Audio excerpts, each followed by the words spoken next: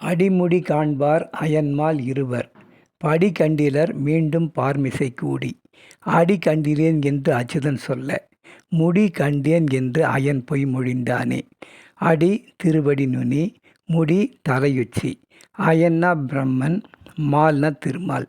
பிரம்மன் திருமால் இருவரும் தாங்களே உயர்ந்தவர் என்று கர்வம் கொண்டபோது சிவபெருமான் அவர்கள் முன் சோதிச்சுடராக நின்றான். தனது அடியையோ முடியையோ காண்பவரே உயர்ந்தவர் என்றான். இருவரும் முயன்றும் முடியவில்லை. ஆனால் கண்டேன் என்று பிரம்மன் பொய் சொன்னான். ஆணவம் அவன் உருவை காட்டாது. அவன் அன்பெனும் பிடியுள் அகப்படும் மலை என்பதை விளக்குவதே திருவண்ணாமலை தீப தரிசனம். இந்த வரலாற்றைத்தான் திருமூலர் இங்கே பாடுகிறார்.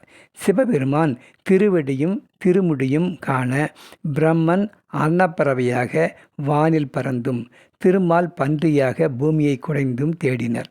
தேடிய அவர்களால் அடிமுடி காண இயலவில்லை. எனவே மீண்டும் பூமிக்கு வந்தனர்.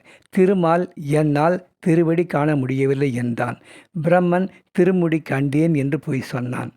படி எண்ணியபடி பார்மிசை பூமியில்.